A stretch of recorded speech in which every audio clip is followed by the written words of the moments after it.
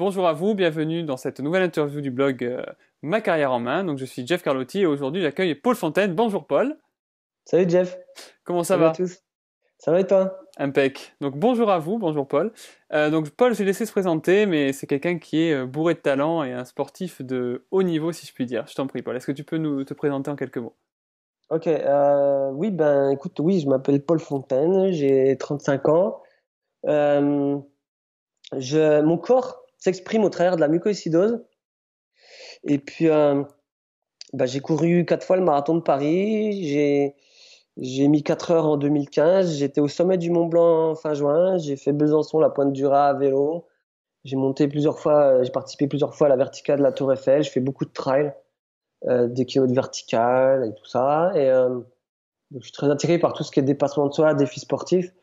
J'ai vécu longtemps dans le déni de la maladie avant ça, et puis j'ai eu une prise de conscience qui m'a amené à faire ça, qui m'a emmené à avoir un parcours professionnel qui va du bac S au BTS agricole, en passant par la licence d'histoire et puis 50 décathlons avant de aujourd'hui donner des conférences.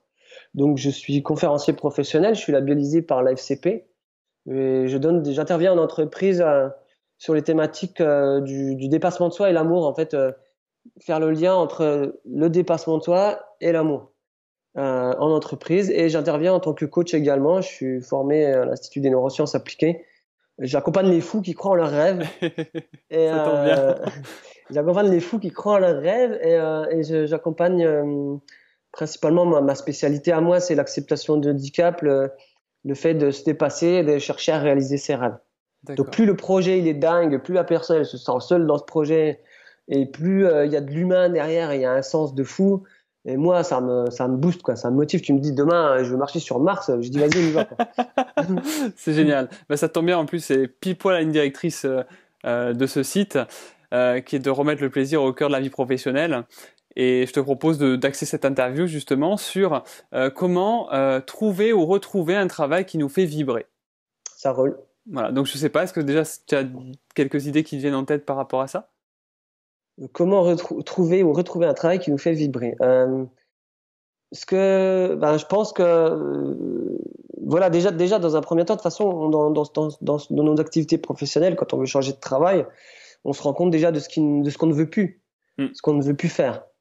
Donc on découvre que dans son travail, on veut plus faire ci, ça. On peut établir des listes et tout ça. Essayer déjà de changer. Moi, c'est ce que j'ai fait dans mon parcours à Decathlon. Alors j'étais très très bien à Decathlon et c'est une entreprise qui est formidable et ça m'a beaucoup fait grandir. Mais Decathlon, c'est un tremplin. Et bien souvent, c'est un tremplin et un tremplin, on part du bas et on arrive au-dessus. Quand on arrive au-dessus, il faut sauter. Parce que si tu sautes pas, tu t'emmerdes. C'est comme dans toutes les boîtes. Hmm. Et, euh, et je pense que voilà, j'avais fait le tour, j'avais besoin de partager des relations plus profondes avec les gens, j'avais besoin de tout plein de choses. Je savais ce que je voulais plus, je savais ce que je voulais aussi. Et je pense qu'à ce moment-là, voilà, quand on arrive dans cette situation, soit on essaye de remettre du sens dans son travail. Alors D'accord. je me suis cherché 10 raisons de rester à Decathlon et de me remettre dans l'état d'esprit, dans le mindset dans lequel j'étais quand je suis arrivé, que j'étais tout fifou, que je courais partout entre les rayons, que je voulais faire vendre 27 conneries avec un vélo. J'étais inarrêtable, quoi. Et D'accord. j'ai pas réussi à retrouver ce sens. Et je me suis dit que n'ayant pas réussi, c'était le moment de partir aussi.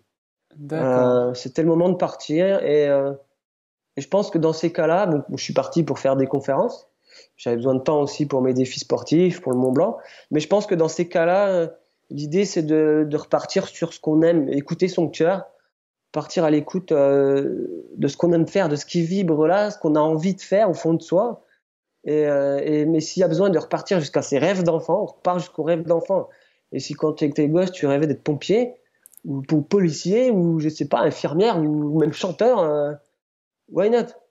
Fonce et c'est ce que je te disais tout de suite là, c'est que on s'en fout si ça paye pas.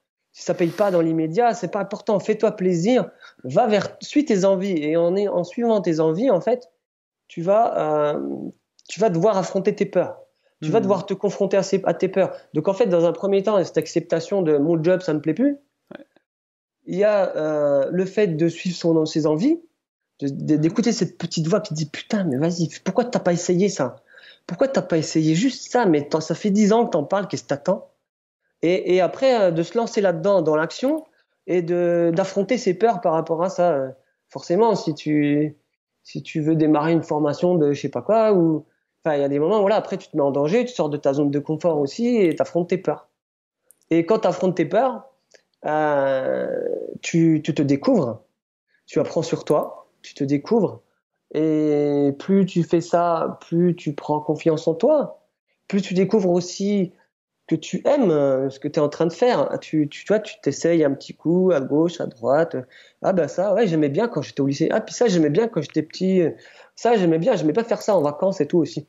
Du coup, tu testes un peu toutes ces choses-là, tu suis tes envies là, et tu te rends compte qu'en fait, mais ah ouais, mais ça c'est vraiment bien en fait. J'adore. J'ai envie d'aller plus loin.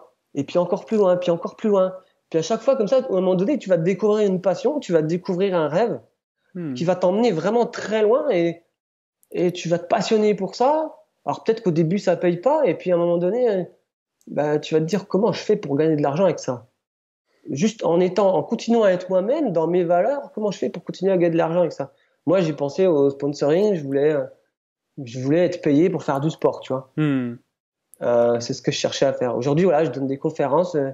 En fait, ce que je fais dans ma vie personnelle, c'est que le coaching, les conférences, mon corps qui s'exprime au travers de la maladie, Mhm. mes valeurs, qui je suis, tout ça, le sport, tout ça, c'est comme une boule de sens. Tout fait sens en fait. C'est que quand je fais une conf, je raconte mon défi que j'ai fait en fait, le défi à la base pour moi c'était un prétexte pour faire du sport. D'accord. Et donc je suis obligé de faire du sport pour réaliser mon défi, pour donner des confs, pour faire tout ce que je fais et tout ce que je raconte en conf qui me rapporte de l'argent pour pouvoir faire d'autres défis. Donc tout Hmm. ça fait sens. Donc quand je me lève le matin et que je fais quelque chose, je sais pourquoi je le fais. Et, D'accord. et moi, alors dans mon cas personnel, j'ai l'impression que tout ce que je dois à la vie et tout ce que je me suis autorisé à faire, c'est grâce au sport. C'est le sport qui m'a permis de tout découvrir, tout ça en fait. D'accord, d'en arriver jusque là où tu es actuellement. Ouais, j'avais du temps à la fin de la fac d'histoire. J'avais du temps, cette période de remise en question, des doutes. Et je me suis acheté un vélo et je me suis acheté un vélo et je me suis dit de toute façon, tu vas faire du vélo, t'as que ça à foutre. Donc je faisais du vélo. Et puis un jour, je me suis dit, ben, putain, en ayant lu tous ces livres de développement personnel et tout ça, en regardant ce que fait Philippe Croison, amputé des 4 membres, qui traverse la Manche à la nage, je me dis, putain, mais celui-là, il peut le faire, moi, je peux le faire. Donc en devenant vrai aussi et authentique avec ton problème, Mhm. avec cette idée de changer de taf, cette prise de conscience que tu as, en arrivant à parler de ça aussi autour de soi, de ce désir de changer, tu vas écouter un peu les autres, prendre les bons conseils, t'entourer des bonnes personnes, lire les livres qu'il faut, se trouver les modèles adéquats, Ok. dire voilà, putain, ce mec-là, ok, il a fait comme moi en fait, il était ingénieur, il avait tout ce qu'il fallait, il gagnait 4000 balles par mois, et aujourd'hui il fait un CAP pâtisserie, putain, mais je veux faire comme lui, quoi. Ok, C'est génial. je fais juste une synthèse du coup pour Ouais, les auditeurs.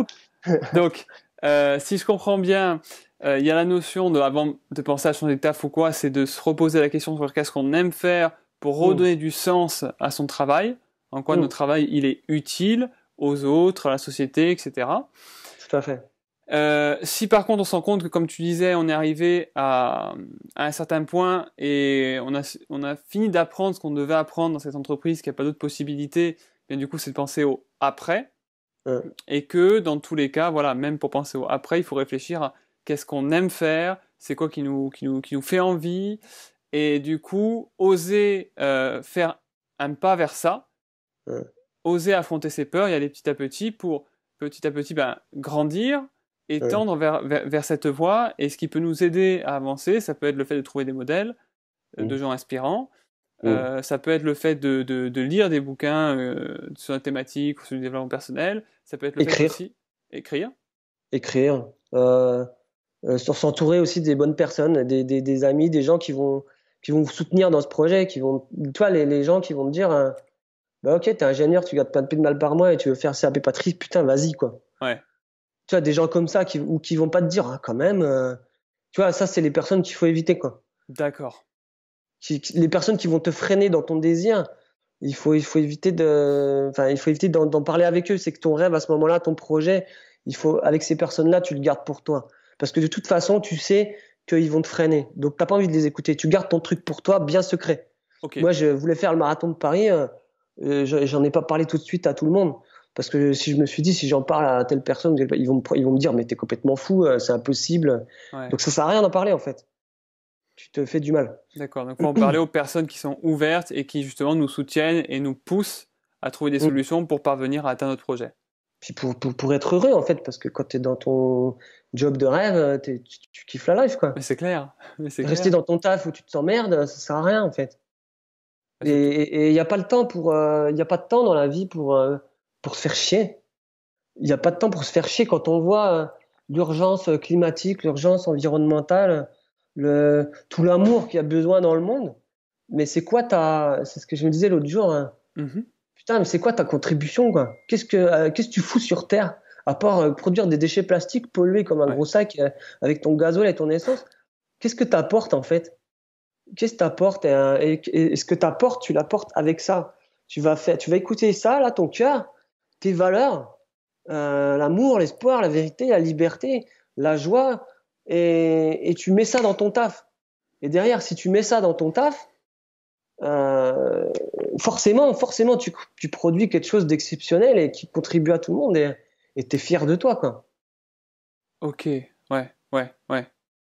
Donc, si je Mais c'est une résume. question Ouais. ouais, je te laisse résumer. Ouais, donc si je résume, donc on avait dit donc lire des bouquins, trouver des gens inspirants, s'entourer des bonnes personnes qui nous soutiennent, écrire Ouais, aussi pour se mm, libérer l'esprit et y voir plus clair. tout à fait. Et il y avait aussi sur le fait, voilà, on revient un petit peu au sens, hein, on n'a qu'une vie, déjà autant prendre du plaisir à la vivre, mais aussi, ce que tu dis, si j'ai bien compris, c'est qu'on prendra encore plus de plaisir à la vivre si ce qu'on fait a un impact positif pour d'autres personnes, quoi. C'est clair. Mm. C'est clair, hein, je suis convaincu que, et c'est le sens de mes conférences, c'est que je suis convaincu qu'aujourd'hui, bah, en entreprise, on cherche, les gens, voilà, ils sont en burn-out, ils sont démotivés, ils ont plus envie. Bref, il y a tout plein de mots comme ça, on peut en enchaîner, je sais pas Ouais. combien. Je pense que la solution à tout ça, c'est le sens. Et le sens ultime, pour moi, de tout ce que tu peux faire dans la vie, parce que c'est la valeur numéro une à mon sens, c'est Ouais. l'amour. C'est l'amour. C'est que s'il y a une valeur qui englobe toutes celles des autres, toutes les autres en fait, c'est l'amour. Et qu'on a tous de l'amour en nous. Et Uh-huh. que, et que motiver les gens sur l'amour en entreprise, c'est-à-dire que si tu as un manager qui a fait un boulot sur lui, sur Ouais. ses peurs, ses croyances, ses valeurs, qui a fait le boulot au niveau développement personnel, Ouais. qui imprime ses valeurs avec cette valeur numéro un, l'amour, Uh-huh. dans son entreprise, forcément, il va produire un objet, un service Ouais. qui a été conçu pour ça et qui contribue au bien-être de toute la planète, y compris les animaux et la nature. Et que du coup, les employés, ils vont être heureux de venir bosser pour ce mec-là, ils vont bosser avec le sourire. Hmm. Et le mec, en plus, il est là pour faire grandir ses employés parce qu'il est dans l'amour, qu'il a bossé sur lui. Donc, tu produis un service, un produit qui est exceptionnel. Et t'as même pas besoin de faire de la pub, c'est que les mecs ils viennent, ils sont amoureux du produit, les clients, et ils ont le sourire quand ils viennent acheter, ils ouvrent leur portefeuille en grand, et puis c'est la folie quoi. Mais c'est D'ac- ça l'avenir, il y a que comme ça qu'on arrivera à solutionner les défis d'environnementaux et de tout ça, de ce siècle, Ok, du coup, ce que tu dis, Paul, par l'amour. concrètement, cet amour-là, c'est une volonté de faire un travail donc, qui nous plaît, qui nous correspond, donc d'être bien dans ce Mm. qu'on fait, Ouais, et aussi cette dimension, donc si on est manager, de faire grandir les gens qui nous entourent et de les mm. tirer vers le haut quelque part.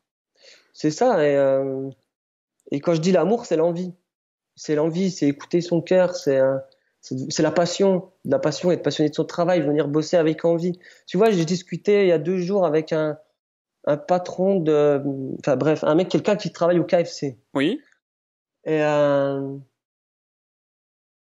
le KFC, c'est comme toutes ces entreprises de fast-food, ça génère énormément de déchets. hmm. Le mec, on a une très bonne discussion parce que c'était vraiment sympa et il a conscience de ça, Ouais, du fait que sa boîte, ça génère de la malbouffe, qu'il y a des gens qui mangent mal, que ça fait des maladies, des obèses, de l'obésité, puis des déchets, du plastique et tout ok, ça.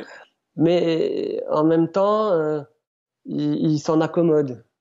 Et alors c'était intéressant parce que on était d'accord, pas d'accord, uh-huh. et il comprenait tout ce que je lui disais.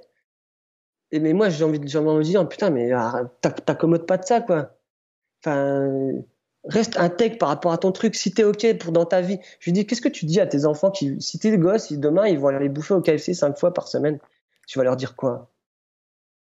Si t'es gosse, voilà, ben c'est ça quoi. Enfin, c'est être intègre, c'est déjà se faire plaisir dans son travail. Waouh. Être intègre sur ses valeurs, c'est se faire plaisir dans ton travail, c'est de mettre de l'amour dans son taf et du coup d'augmenter son estime de soi. Tu vois ce que je veux dire? Si tu produis de la merde, tu peux pas être bien dans ta vie. Ah, mais du coup, Parce que là, tu produis de la salope des conneries, quoi. est-ce que là, ça implique pas, enfin, est-ce que ça nous renvoie pas à nos responsabilités, à notre responsabilité quelque part? Carrément. Ouais. Carrément. Carrément. Et c'est pour ça que quand tu écoutes Emmanuel Duez, Mhm. j'aime beaucoup ses conférences sur la génération Y, qui explique que il y a de plus en plus d'entrepreneurs, Mm. des gens qui travaillent à leur compte. Parce que les grands modèles et tout ça, c'est plus convaincant. Et les entreprises de demain, tu vois, avec ma copine, on est dans une démarche zéro déchet, zéro plastique, on essaie de diminuer tout ça. Et quand Super. on a le choix entre un produit en plastique ou un autre à côté qui est en verre, on prend celui en verre. Et tant pis si c'est bon ou si c'est je sais pas quoi, tant pis. Hmm. C'est pas grave, donc le KFC, c'est mort, quoi. D'accord. C'est, D'accord. et je pense que les consommateurs vont aller de plus en plus vers ce genre de produits, d'entreprises qui sont éthiques, Hmm. et qui produisent en France un produit de qualité, Label Rouge, qui respecte, enfin Label Rouge et plus encore, bio, qui respecte la nature, qui respecte le travail des humains et compagnie et compagnie. Ou il y a des entreprises qui Hmm. sont intègres Et sur chacune de leurs valeurs. Tu vois, regarde, enfin, il y a plein ouais. de boîtes, enfin, je pourrais en citer, je sais pas combien, toutes les boîtes du CAC 40 et plus Mhm. encore. Enfin, t'as Total, Danone, machin et tout, mais les mecs, ils ont ils ont des valeurs qui sont magnifiques. Sauf que il va y a écrit respect partout dans leurs valeurs et tout ça, mais les mecs, vous mettez du yaourt dans du pot en plastique, quoi. Donc à un moment donné, il y a un problème de cohérence. Oui, c'est la déclinaison des valeurs au sein de l'entreprise. Mais c'est vrai que là, je lisais un livre, je sais pas si tu l'as lu celui-là, c'est It's not what you do, it's what you stand for, de Roy Spence, qui explique Ouais. justement. Tu l'as lu ou pas? Non, hein. Non, non. Ok. Il explique justement que l'important pour que les entreprises soient pérennes, donc c'est un mec qui a une boîte de conseil aux États-Unis, qui explique grosso modo que l'important c'est d'avoir un but qui est une finalité élevée pour le bien de la communauté. Tu vois, Tout à fait. Southwest Airlines, c'est par exemple donner la liberté aux gens de voyager. Mhm, Donc c'est une compagnie qui tire les prix vers le bas, mais toutes leurs décisions sont prises dans ce sens-là. mhm. Et il dit, voilà, par contre, les valeurs de l'entreprise sont déclinées, enfin, dans toutes les décisions, il y a la prise en compte du client final qui drive tout ça. Mhm. Et quel conseil pourrais-tu donner, Paul, du coup, aux gens qui sont pas encore arrivés à cette démarche-là, de se dire, OK, Ouais. je fais des choix, je les assume parce qu'ils n'ont pas forcément fait le développement personnel pour en arriver là.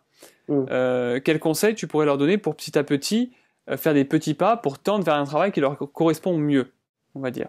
Déjà, c'est les conseils que j'ai donnés au départ, de se passionner, enfin, d'affronter ses peurs, tout ça, accepter, passer, affronter ses peurs, suivre ses envies, être vrai, authentique par rapport à la situation,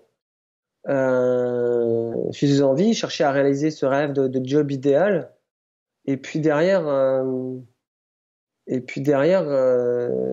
c'est que soit par rapport à ce que je viens de dire, tu crées ta boîte, Mhm. soit tu te diriges vers une boîte que tu trouves enfin, qui a des belles valeurs et qui te plaît et puis qui voilà pour laquelle tu as envie de bosser et puis finalement devenir tu vois aujourd'hui on parle beaucoup d'empowerment, du pouvoir d'action dans l'entreprise Mhm.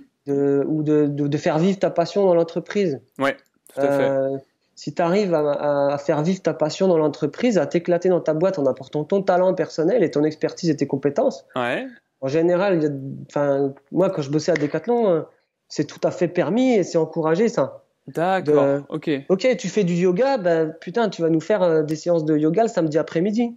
ok, C'est possible d'exprimer ton talent dans l'entreprise waouh, et de permettre à l'entreprise de changer grâce à ce que tu as envie de faire. C'est d'accord. l'autonomie, en fait. Ouais, c'est un peu de Ça autonomise. l'intrapreneuriat, le fait d'entreprendre dans son entreprise, enfin dans l'entreprise pour laquelle on travaille.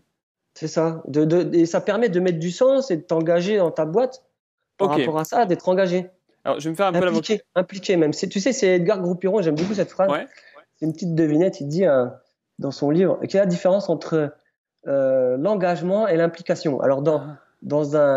dans des œufs au bacon, quelle est la différence entre l'engagement et l'implication? Oh, oh. Eh ben, le cochon, il s'implique et la poule, elle s'engage. Alors, c'est-à-dire? Ben, le cochon, il s'implique, quoi. Il a payé le jambon. Ah oui, ah oui, ah oui, ah oui, oui, oui, oui, La oui, poule, oui, oui. elle s'est juste engagée, voilà, elle a fait un petit truc comme ça, quoi. Et D'accord. l'implication, c'est plus puissant. Ouais, c'est beaucoup plus fort, quoi. Ouais. Et c'est rigolo comme cette petite devinette. J'avoue, elle est plutôt bien.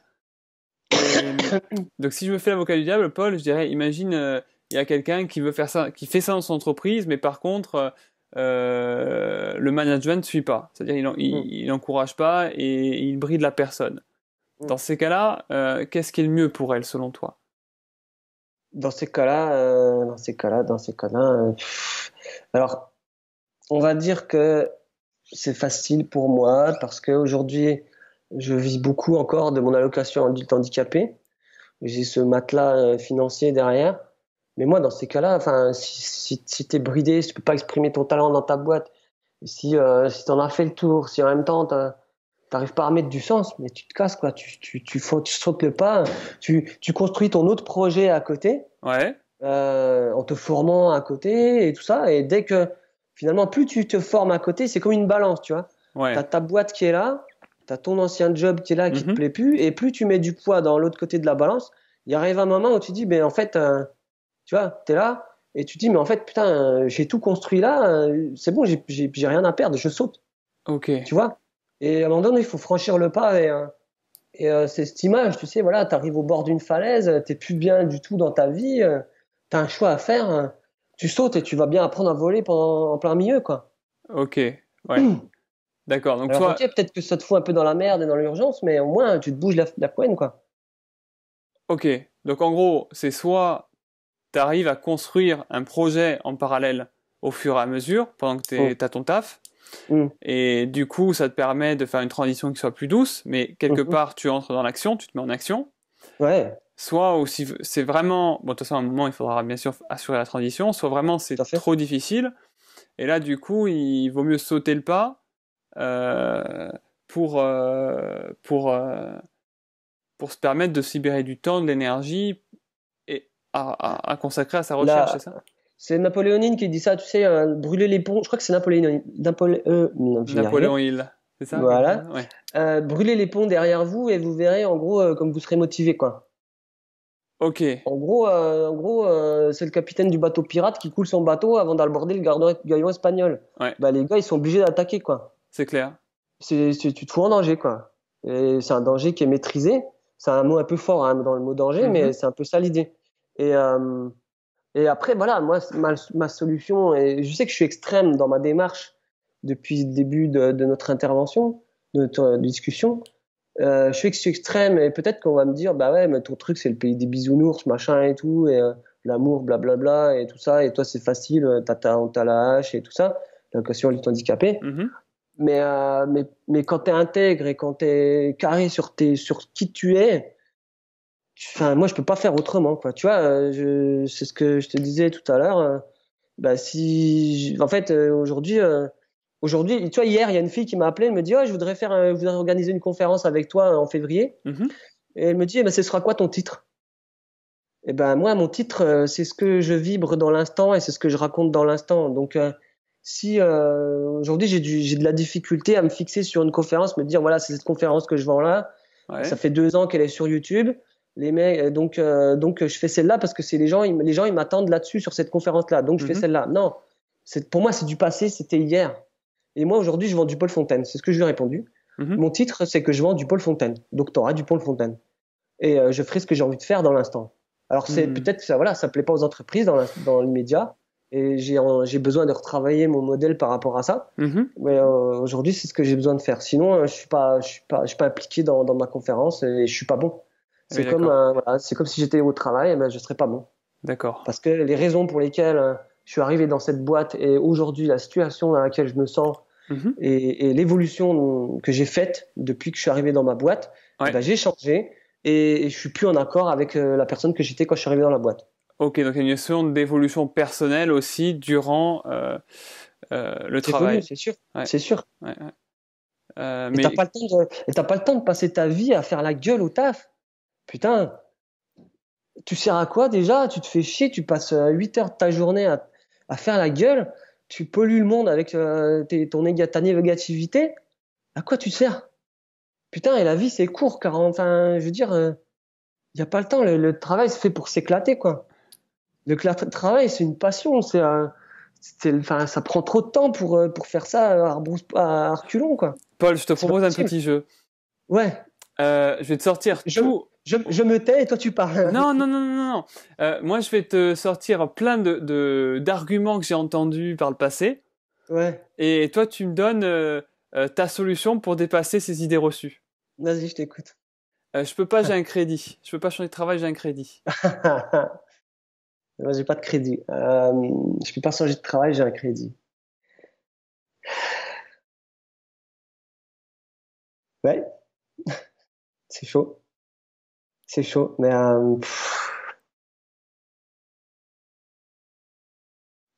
qu'est-ce que je peux répondre à ça? Parce que quelque Oui, je peux part, pas répondre. J'ai un crédit, j'ai 4 gosses. c'est ça. Oui, j'ai plus de voiture. Parce qu'il y a des complications, si tu veux. Mm, Moi, j'entends beaucoup de personnes que j'accompagne qui me font part de leurs complications mm, et qui, si tu veux, voient ça comme des obstacles mm, qui sont insurmontables. mm. Et du coup, toi, est-ce que tu aurais une autre façon de voir les choses qui peut leur dire, ok, j'ai tel obstacle, mais par contre, je peux, c'est pas impossible, tu Mm. vois, quelque part. Je pense que voilà, c'est ça. On en vient là. C'est ce que je me disais avant que tu dises le mot. Tout est possible. Tout est possible. Il n'y a rien d'impossible. Tout est possible. Et dire que de toute façon, voilà, c'est du coaching ce que je veux te dire, mais si le pire scénario devait arriver, Mhm. si tes pires craintes pouvaient se réaliser, qu'est-ce qui se passerait au pire? Tu vas pas mourir. Non, c'est clair. C'est clair. Alors, Ouais. alors, bah maintenant voilà, tu vas pas mourir, putain, vas-y fonce quoi. On a toujours le choix, c'est ce que je dis dans mes cours, on a toujours le choix de faire ce qu'on fait et d'être la personne qu'on est. On a toujours le choix. Hmm. On n'est jamais pris par quoi que ce soit. Voilà, enfin, moi, dans mon parcours, à un moment donné, mon médecin il me disait, c'est impossible, tu peux pas faire le marathon, tu peux pas faire remonter ta capacité respiratoire. J'ai fait les deux. Euh, je me suis dit, voilà, j'ai le choix, j'ai le choix de faire ce que j'ai envie de faire. Si j'ai envie de courir un marathon, c'est pas mon médecin de me le dire, c'est pas la maladie de me l'imposer, de pas le faire. Si j'ai envie de réaliser mes rêves, je le fais. Point barre. Et je vais chercher toutes les ressources à ma disposition pour me mettre en action. Et je vais m'inspirer, voilà ce que je disais tout à l'heure, les modèles, machin, à droite, à gauche, demander. Tu te bouges la nouille tous les jours, quoi. Tous les jours, tu testes des choses, tu expérimentes, et tu vas voir pour t'en sortir. Et tous les jours, tu es focus là-dessus, tu as ton Mont Blanc, là. Moi, j'avais mon Mont Blanc devant les yeux. Et tous les jours, tu dis, putain, aujourd'hui, j'arrive pas à courir. Aujourd'hui, je cours pas aussi bien que j'ai envie. Hmm. Qu'est-ce que je vais faire demain? Qu'est-ce que je vais mettre en place pour y arriver? Hmm.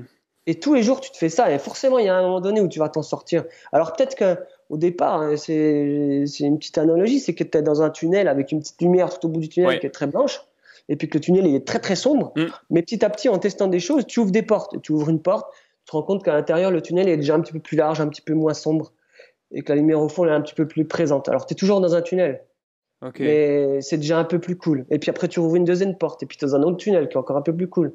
Ouais. Et puis comme ça, t'avances. T'es toujours dans le tunnel si tu veux, mais t'avances. Et tu te D'accord. rapproches et le tunnel il est de plus en plus clair. Mhm. Et tu te Mhm. sors de tes emmerdes. Et du coup, tu constates aussi, de par cette mise en action, cette expérimentation, Ouais. tu constates que finalement t'avances. Tu regardes ton avancée, on regarde de là d'où tu viens, Ouais. et que finalement tu t'en sors, même si t'as un crédit, même si t'as 5 gosses, 10 gosses, 20 gosses, et que ta bagnole elle est pourrie de la mort, il y a un moment donné, t'avances, quoi. D'accord. Donc quelque part, ça revient à se dire, ok, j'ai tel objectif, et maintenant c'est ok, j'ai telle, on va dire complication, s'il y a un Ouais. crédit ou quoi, et c'est ok, quelle solution je peux trouver pour atteindre cet objectif en tenant compte de cette complication-là. Hmm. C'est une Et excuse, la complication, là. ouais. Dans l'occurrence, quand on te sort ça direct, c'est une excuse. Hmm.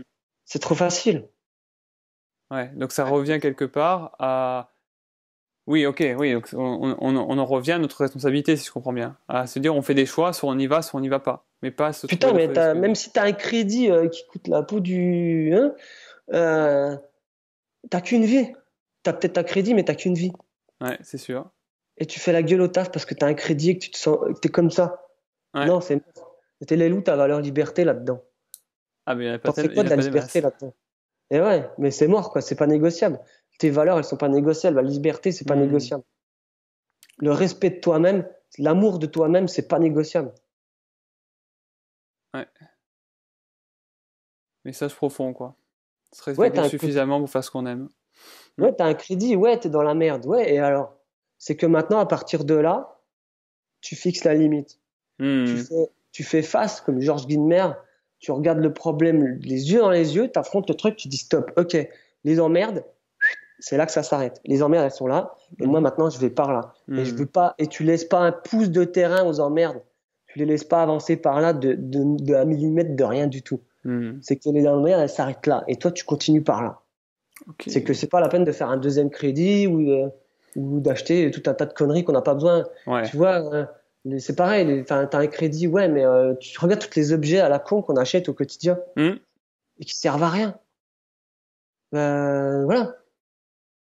Ça, tu vois, avec ma copine, là, on regarde pas la télé depuis, j'ai pas vu la télé depuis La deux diète mois. médiatique. Et tu peux vendre ta télé, quoi. Ouais. Les gens qui ont un crédit, alors après, les mecs, ils fument, ils boivent, ils ont leur télé, et tout ça. Mais et puis tu bouffes de la merde. Mais ok, t'as un crédit, mais où c'est que tu derrière tu peux gagner de l'argent?